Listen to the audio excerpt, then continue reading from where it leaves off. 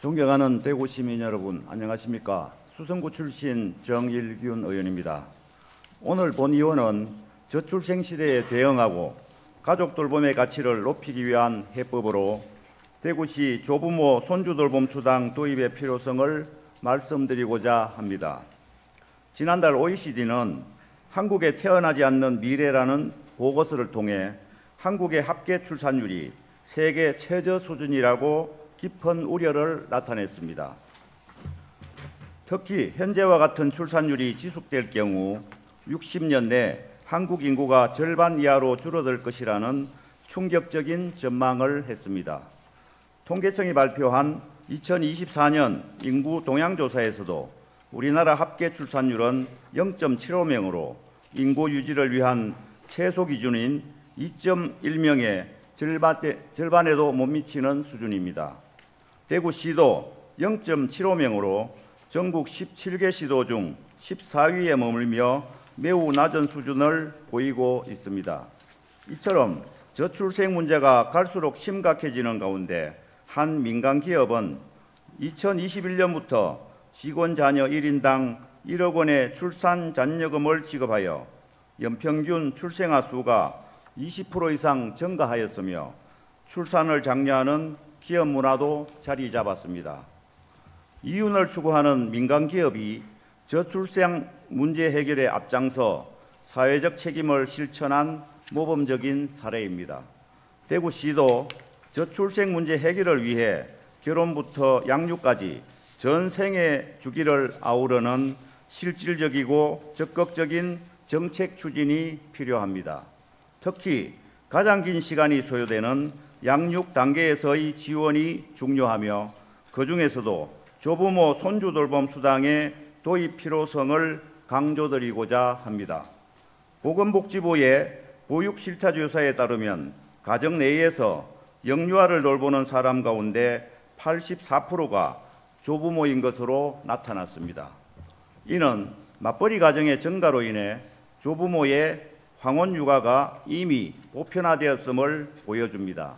그럼에도 불구하고 이에 따른 경제적, 신체적 부담은 여전히 개인이 감당하고 있는 실정입니다.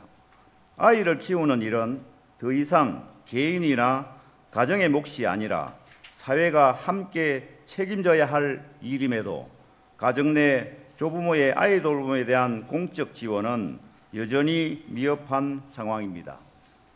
이제라도 대구시는 조부모의 손주 돌봄을 단순한 가족 내의 도움이 아니라 사회적 가치가 있는 돌봄 노동으로 인정하고 이에 대한 공식적인 지원 방안을 마련해야 합니다.